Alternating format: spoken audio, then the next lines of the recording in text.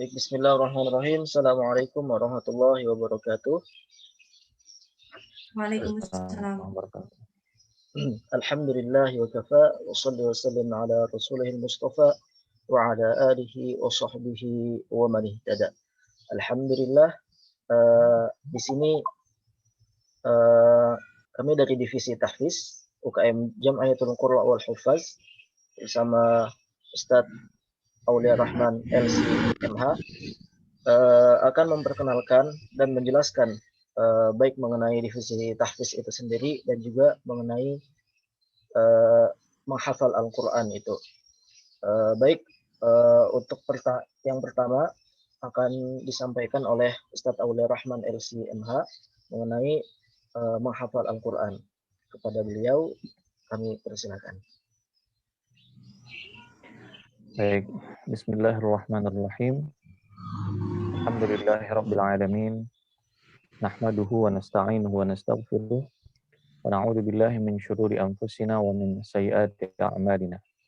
May yahdihillahu fala mudilla lahu wa may yudlil fala hadiya lahu. Asyhadu an la ilaha illallah wahdahu la syarika lah wa asyhadu anna sayyidana Muhammadan 'abduhu wa rasuluhu la nabiyya wa la rasula ba'dah. Allahumma salli wa sallim wa barik ala sayyidina Muhammad wa ala alihi wa sahbihi wa barik sallim ajma'in amma ba'd.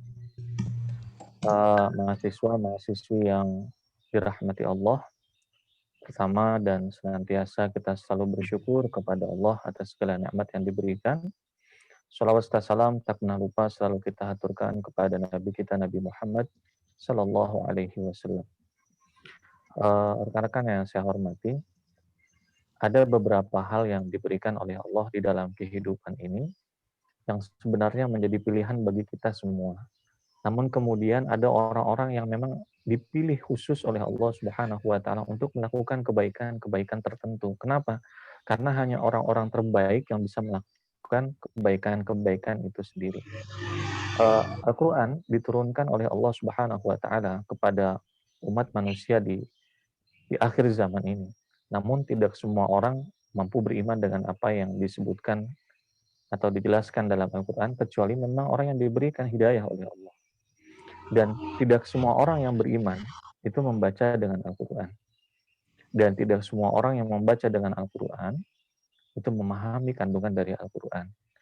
Dan tidak semua orang mampu menghafalkan Al-Quran, dan tidak semua orang mampu mengamalkan apa yang dijelaskan di dalam Al-Quran.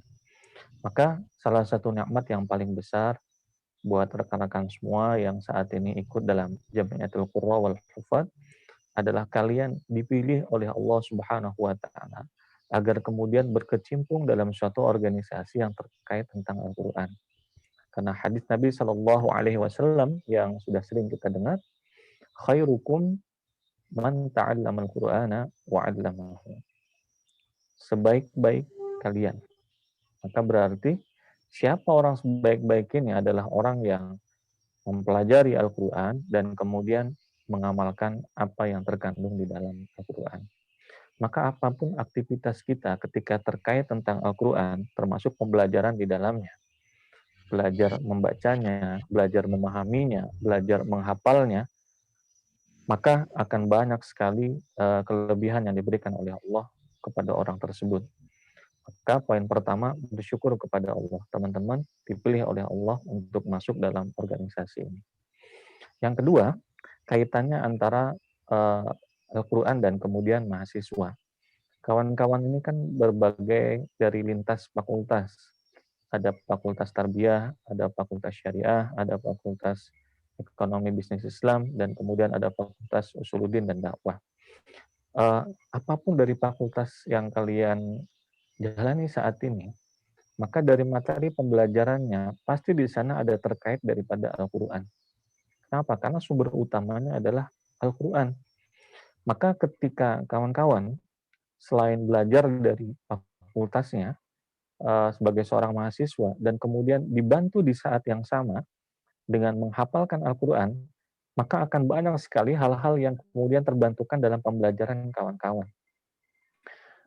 Karena begini, ketika seseorang menghafalkan Al-Quran, dia itu bukan sesuatu yang mengganggu pembelajarannya. menghafalkan Al-Quran itu bukan sesuatu yang membuat dia menjadi lebih sibuk gara-gara kegiatan ini. Enggak. Nanti kalau teman-teman sudah jalani, atau kemudian teman-teman yang sudah ada hafalan Qurannya 5 juz, 10 juz ketika SMA dulu, ketika aliyah dulu, mungkin tuh bisa, atau SMK dulu, mungkin bisa ngerasakan. Dengan menghafalkan Al-Quran, justru satu, melatih otak agar bisa memahami lebih cepat, menghafal lebih cepat. Dan kemudian di saat yang sama ketika berbicara tentang apa dalilnya, apa penjelasannya, mana ayatnya, kalian adalah orang yang pertama bisa menjawab itu. Kenapa? Karena kalian punya modal hafalan Al-Quran. Jadi, poin keduanya adalah bahwa dengan menghafalkan Al-Quran, maka kita akan terbantukan dalam pembelajaran kita, baik dalam memahaminya, dalam menghafalnya, apalagi nanti dalam kemudian ada teman-teman yang berbicara tentang hukum, tadi ekonomi bisnis Islam, atau apapun itu, nanti di situ kita akan berbicara tentang konstruksi hukum. Bagi orang yang hafal Quran, nah itu sudah sangat terbantu dengan kegiatan menghafal Quran. Itu yang kedua. Dan yang ketiga, Allah berfirman dalam Al-Quran, A'udzubillahi minasyaitonirrajim, Inna nahnu nazzalna dzikra wa inna lahu lahafidun. Dan kami yang menurunkan adzikr, yaitu adalah Al-Quran, wa inna lahu lahafidun, dan kami yang akan menjaganya. Allah akan menjaga Al-Quran, dan Allah akan menjaga para ahli Quran. Kalau teman-teman saat ini masuk kuliah, dan di saat yang sama dengan semua kesibukannya, ternyata kemudian juga mencoba menghafalkan Al-Quran. Ada satu keutamaan ya teman-teman. Apa itu? Allah yang akan jaga teman-teman. Penjagaannya dalam apa? Orang yang namanya kuliah ini kan cobaannya macam-macam. Ada cobaan secara ekonominya, ada kemudian cobaan dalam hal-hal yang lainnya. Tapi orang yang menghafalkan Al-Quran, itu Allah yang akan jaga. Tiba-tiba kita nggak bisa bayar UKM. Itu orang yang hafal Quran itu nggak bisa disembunyikan. Allah yang ngatur tentang rezekinya.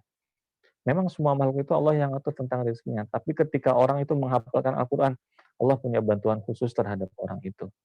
Nah, kenapa? Karena sudah jelas, satu, berbicara tentang keutamaannya. Di dunia itu beda.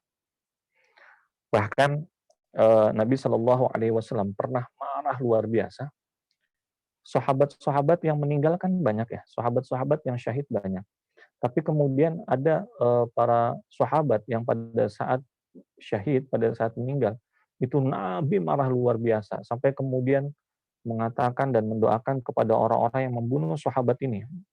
Itu, wah, dilaknat, dilaknat, dilaknat. Kenapa? Ternyata sahabat yang dibunuh itu adalah sahabat yang hafal Quran. Nah, jadi bahkan di kalangan para sahabat pun kedudukannya beda nih. Siapa? Sahabat yang menghafalkan Al-Quran, apalagi buat kawan-kawan. Jadi kedudukannya di dunia beda, kedudukannya sebagai mahasiswa beda, kalau kedudukannya di akhirat itu jangan cerita lagi. Kita punya semua keinginan yang sama. Apa itu keinginan kita? Keinginan kita adalah agar bisa diantaranya membahagiakan kedua orang tua kita. Tapi kalau teman-teman bisa bahagiakan orang tuanya di dunia, ngasih materi, ngasih mobil, ngasih rumah, bisa naikkan haji, oke, mungkin bahagia. Tapi di akhirat, siapa yang bisa jamin kalau kemudian orang tuanya bisa terbahagiakan dengan apa yang sudah kita berikan di dunia? Mungkin bisa dibanggakan tuh kita di dunia, tapi ada suatu amalan yang kalau kita kerjakan, orang tua kita itu pasti akan bangga di akhirat. Apa itu? Seorang anak yang menghafalkan Al-Quran, maka pada hari akhir nanti diberikan di atas kepala orang tuanya itu tajun, mahkota, yang seandainya mahkota itu ditaruh di dunia, maka kemudian ditaruh dalam suatu rumah, itu lebih bersinar cahayanya itu daripada matahari yang seandainya orang tuanya akan dimuliakan. Kawan-kawan ketika menghafalkan Al-Quran, jangan pernah mengatakan bahwa manfaat yang diberikan, cuma saya yang dapatin, cuma diri ini yang dapatin. Enggak. Kalian akan mendapatkan manfaatnya bagi diri kita untuk urusan dunia dan akhirat. Dan ternyata itu bukan cuma diberikan buat kita, bahkan keluarga kita. Dan terutama orang tua kita. Dimuliakan nanti di hadapan semua makhluk. Kenapa? Nah, sebabnya anaknya ngapalin Quran. Nah, dan kemudian apakah itu udah beres? Belum. Dalam hadis yang lain disebutkan dalam kitab Fadail, bahwa ketika seseorang itu hafal Al-Quran, apakah keluarganya juga bakal dapat? Orang tuanya dapat, keluarganya itu dapat juga. Akan diberikan syafaat dengan izin Allah Subhanahu wa taala. Orang yang hafal Quran ini memberikan syafaat dengan izin Allah. Berapa orang? 10 orang daripada keluarganya wajabat lahun nar, yang sudah pasti masuk neraka. Bayangkan, hanya gara-gara ketika dia jadi mahasiswa atau ketika dia di dunia, dia menghafalkan dengan Al-Quran. Maka kawan-kawan yang saya hormati, eh, saya selalu sangat bersyukur ketika teman-teman itu saya lihat ada yang sambil kuliah sambil menghafalkan Al-Quran. Kenapa? Kalian akan mendapatkan banyak hal, akan mendapatkan hal-hal yang positif, akan mendapatkan kemanfaatan, baik urusan dunia, pembelajaran, dan yang lain-lain. Tinggal sekarang pertanyaannya,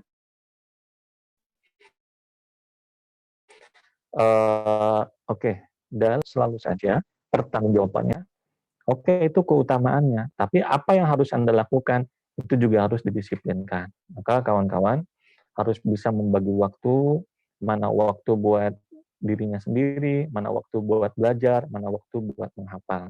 Tapi satu yang harus dipahami, menghafal itu sama sekali bukan mengganggu pembelajaran, kalau teman-teman bisa bagi waktu yang baik. Nah, jadi sediakan waktu, mana waktu buat ngapalin Quran. Misalnya bangun sholat tahajud, habis sholat tahajud sediakan waktu sekitar 5 menit atau 10 menit buat ngapa nih? Buat ngapalkan dengan hafalan yang baru. Nanti habis sholat subuh buat murojaah dengan hafalan yang sudah dihafalkan. Baru kemudian disetorkan hafalannya. Habis asar diulang lagi hafalannya. Malam sebelum tidur ditambahkan lagi hafalannya. Maka ini yang membedakan antara mahasiswa biasa dan kemudian mahasiswa yang menghafalkan Al-Quran. Jadi saya berdoa dari hati yang paling dalam, kawan-kawan harus punya target.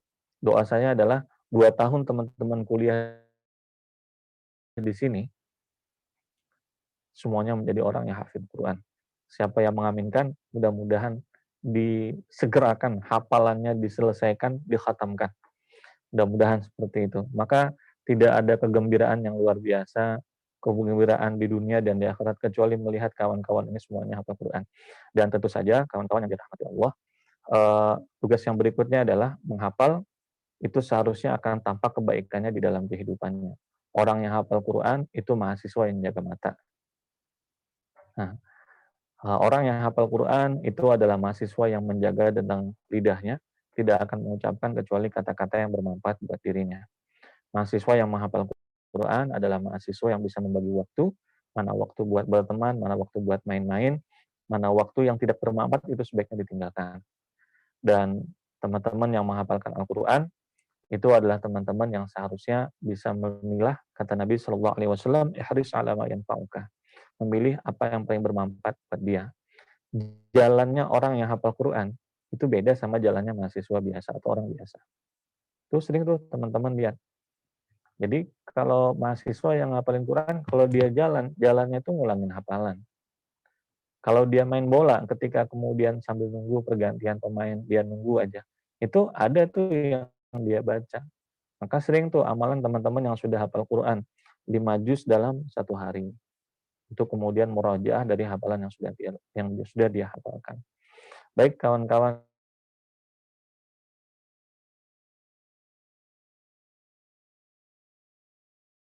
dirahmati Allah, keutamaan di palanya belum tentang nanti di surga yang terserah dia mau pilih yang mana, keluarganya yang dimuliakan, orang tuanya yang juga yang dimuliakan. Tapi poin yang ingin saya sampaikan pada kesempatan kali ini, sebagai seorang mahasiswa, bukan suatu penghalang untuk menghafalkan Al-Quran. Bahkan sebaliknya, ketika Anda mahasiswa menghafalkan Al-Quran, akan banyak kebaikan yang teman-teman akan dapatkan. Mudah-mudahan ini semua menjadi bisa penyemangat buat kawan-kawan menghafalkan Al-Quran, bagi waktu, bagi tenaganya, bagi pikirannya, dan mudah-mudahan yang disampaikan bisa bermanfaat buat kita, dan kemudian bisa menjadi semangat lah buat kita semua. Salah hilap mau dimakan, mudah-mudahan ada manfaatnya bagi kita semua. Terima kasih. Assalamualaikum warahmatullahi wabarakatuh. Waalaikumsalam warahmatullahi wabarakatuh. Baik, terima kasih banyak Ustadz Aulia Rahman atas penjelasannya mengenai pemaparannya juga mengenai keistimewaan dan keutamaan menghafal Al-Quran. Baik, kemudian kita menuju kepada pengenalan divisi tahfiz di UKM Jam'iyatul Qurra wal Hufaz IAIN Samarinda. Yang pertama dari saya akan memperkenalkan profil kepengurusan dari divisi tahfiz itu sendiri. Baik,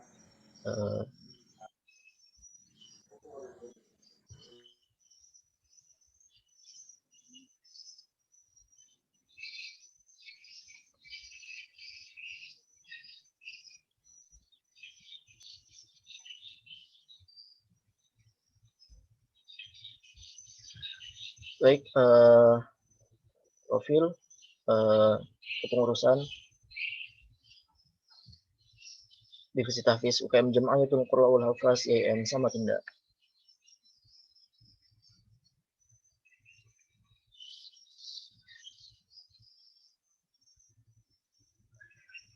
Baik, di sini Divisi Tahfiz beranggotakan 4 orang, yang mana terdiri dari saya sendiri, Muhammad Ibrahim Mahmud, sebagai koordinator. Kemudian yang mana di sini saya adalah mahasiswa program studi pendidikan bahasa Arab semester 5. Kemudian ada anggota 1, yaitu Aulia Indah Sukam, mahasiswi hukum keluarga semester 5. Kemudian ada anggota 2, yaitu Meli Adriani, mahasiswi ilmu Al-Quran dan Tafsir semester 3. Kemudian ada anggota 3, yaitu Gustiawan, yang mana adalah mahasiswa ilmu Al-Quran dan Tafsir semester 3. Baik, itu adalah pengenalan dari divisi kepengurusan Divisi Tahfiz UKM Jam'iyatul Qurra wal Hufaz. Kemudian kita akan memaparkan mengenai program kerja dan kegiatan-kegiatan yang ada di UKM atau di Divisi Tahfiz ini, yang mana akan dijelaskan oleh anggota 1, yaitu Aulia Indah Sukam. Kepadanya disilakan.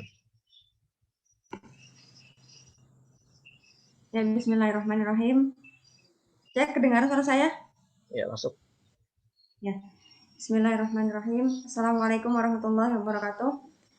Saya mulai penyampaian tentang Divisi Tahfiz dan kegiatan-kegiatannya. Lanjut ya. Apa itu Divisi Tahfiz? Divisi Tahfiz merupakan wadah untuk siapapun yang ingin mulai menghafal ataupun melanjutkan hafalannya, dan juga selain itu sebagai wadah untuk mengenal dan lebih dekat lagi dengan Al-Quran. Di Divisi Tahfiz kita banyak sekali, ada beberapa kegiatan yang dijalankan di dalamnya gitu. Jadi dalam Divisi Tahfiz nanti bukan cuma setoran aja, ada beberapa kegiatan-kegiatan yang insya Allah akan kami rutinkan seperti itu. Yang pertama, berikut ini adalah setoran mingguan, yaitu kalau offline ya dilaksanakan setiap hari Sabtu, yaitu ba'da zuhur, kemudian dilanjut ba'da asar insya Allah. Kemudian ada kajian Quran, ini yang offline, yang waktu itu offline, bisa di masjid, bisa di dekat sekre JKH gitu, bisa di pelataran masjid seperti itu. Lanjut yang online ini yang beberapa bulan lalu, yang kiri ini beberapa bulan yang lalu bersama Ustadz Aulia juga. Kemudian yang beberapa hari lalu kami adakan, yaitu tanggal 4 Oktober 2020 bersama Ustadz Benyamin. Jadi kajian Quran ini kami agendakan adalah supaya tidak jenuh dengan kegiatan menghafal gitu. Jadi ada seperti motivasi, ada semacam spirit booster gitu untuk menghafal seperti itu. Kemudian ya, siman Al-Quran kenapa tidak ada fotonya, karena kami belum melaksanakan, dan insya Allah kalau misalnya ada waktu, ada kesempatan, insya Allah siman Al-Quran akan kami laksanakan insya Allah. Terkait dengan kegiatan online, maka itu nanti akan kami sampaikan kemudian terkait dengan setoran atau kajiannya atau simaannya seperti itu. Jadi intinya kegiatan-kegiatan kami ini tidak hanya terpusat dari 3 tadi ya. Insya Allah nanti juga ada semacam bedah buku, kemudian ada spirit booster yang lain seperti itu. Insya Allah kami usahakan kegiatan-kegiatannya bisa lebih banyak dan membuat anggota tahfiz lebih termotivasi lagi insya Allah. divisi tahfiz sistem setorannya itu tidak bertarget karena yang kami utamakan di sini adalah keistiqomahan dalam menjaga hafalannya, dan komitmennya seperti apa gitu. Kami di sini hanya memfasilitasi membuat semacam booster buat teman-teman semua yang ingin menghafal Quran agar semangat itu bisa selalu terjaga seperti itu. Kurang lebihnya demikian. Terima kasih. Wassalamualaikum warahmatullahi wabarakatuh. Waalaikumsalam warahmatullahi wabarakatuh. Baik, itu tadi adalah pemaparan mengenai kegiatan dan program kerja yang ada pada divisi tahfiz UKM Jam'iyatul Qur'an wal Hufaz. Kemudian kita kepada pemaparan berikutnya dari anggota 3 yaitu sahabat Gustiawan mengenai tips mengenai murojaah. Bagaimana sih tips untuk murojaah sebagai seorang mahasiswa, yang mana beliau ini Masya Allah selain sebagai mahasiswa tetapi juga sebagai penghafal Al-Quran. Baik, kepada sahabat Gustiawan kami silakan.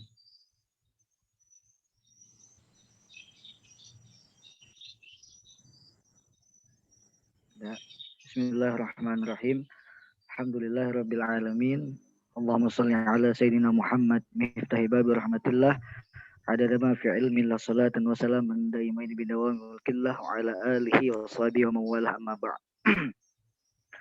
Terima kasih atas kesempatannya yang diberikan kepada saya dan kepercayaannya untuk membahas tentang tips bagaimana murojaah, bagaimana sistem murojaah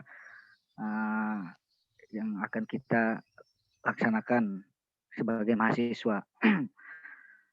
Yang mana dalam murojaah ini kita sebagai penghafal Al-Quran, murojaah adalah hal atau kewajiban atau tanggung jawab yang harus kita laksanakan. Murojaah sampai mati, begitu semboyannya, begitu semboyannya bagi para penghafal Al-Quran. Bahwasanya murojaah ini tidak henti-hentinya, dilakukan siang malam, bagaimanapun kegiatannya, murojaah harus tetap dilaksanakan agar hafalan Qurannya selalu terjaga, agar hafalan Qurannya selalu diingat, tidak gampang dilupakan, karena menjaga hafalan lebih susah daripada menghafalnya. Ya. Adapun cara-cara murojaahnya, apalagi kita sebagai mahasiswa ya harus bagaimana kita mengatur waktu yang tepat, mengatur waktu yang bagus, di mana waktu untuk kuliah, di mana waktu untuk mengerjakan tugas kuliah, dan ada waktu khusus untuk murojaah hafalan Quran. Yang mana bagi mahasiswa ini, kalau menurut saya pribadi, yang paling bagus untuk murojaah Al-Quran, yang pertama yaitu ketika kita melaksanakan sholat. Entah itu di sholat wajib, apalagi yang bertindak, yang kita ini sebagai imam atau petugas dari musola atau masjid, bisa kita sambil murojaah hafalan kita di situ. Untuk yang tidak menjadi imam atau apa, itu bisa kita laksanakan ya ketika sholat murojaahnya. Di sholat sunnah, misalnya 2 rakaat itu dalam 1 rakaat berapa kita murojaahnya, 1 halaman atau 1 lembar di sholat sunnah. Karena hafalan Quran ini akan kuat, akan lengket ketika kita bisa membawanya di dalam sholat kita. Yang kedua, selain di waktu sholat, kita bisa memilih waktu-waktu yang senggang. Ketika jam kuliah kosong, ketika kita lagi tidak ada kegiatan apapun selain kuliah, bisa kita meluangkan waktu untuk murojaah hafalan. Bagi yang sudah ada hafalan 1 juz, usahakan sehari, bagi yang pemula itu 1 lembar, ada mengulang hafalan Qurannya. Yang 5 juz, bisa 1 juz per hari. Yang 10 juz mungkin 1,5 juz, 1,5 juz per hari. Yang 20, 2 juz. Yang 30 paling sedikit itu 3 juz. Kalau kami diajarkan oleh ustaz-ustaz kami yang sudah hafal 30 juz, Kalau tidak sanggup 10 juz satu hari, 5 juz. Kalau tidak sanggup 5 juz, 3 juz. Paling sedikit sudah 3 juz satu hari. Bagi yang sudah memiliki hafalan 30 juz. Itu yang diajarkan guru-guru kami di pondok tahfiz. Nah, dan tips untuk murajaah ini yang paling penting adalah keistiqomahan. Selain keistiqomahan juga memaksakan diri kita bahwa kita ini punya tanggung jawab, kita punya punya pekerjaan yang wajib untuk dikerjakan. Nah, itu harus memaksakan diri kita. Gitu. Nah, kalau kita malas-malas sedikit ya akan terbengkalai hafalan kita. Karena hafalan Quran ini lebih kuat, lebih cepat hilangnya ketika kita lalaikan sedikit saja. Gitu. Jadi intinya dalam murajaah ini harus ada keistiqomahan dan semangat, dorongan semangat dari kita sendiri. Nah, mungkin itu saja dari saya, kurang lebihnya mohon maaf karena masih kurang lancar berbicara. Wassalamualaikum warahmatullahi wabarakatuh. Waalaikumsalam warahmatullahi wabarakatuh. Baik, demikian adalah pemaparan dari sahabat Gustiawan mengenai tips murajaah. Baik, demikian pemaparan kami dari Divisi Tahfiz dan juga dari Ustadz Aulia Rahman. Terima kasih banyak tentunya Ustadz atas pemaparannya juga mengenai keistimewaan menghafal Al-Quran. Baik, itu saja dari kami. Kurang lebihnya mohon maaf. Kami ucapkan selamat datang kepada teman-teman di Divisi Tahfiz dan juga di UKM Jam'iyatul Qurra wal Hufaz. Kurang lebihnya mohon maaf. Wabillahi taufiq wal hidayah. Wassalamualaikum warahmatullahi wabarakatuh. Waalaikumsalam Waalaikumsalam warahmatullahi wabarakatuh.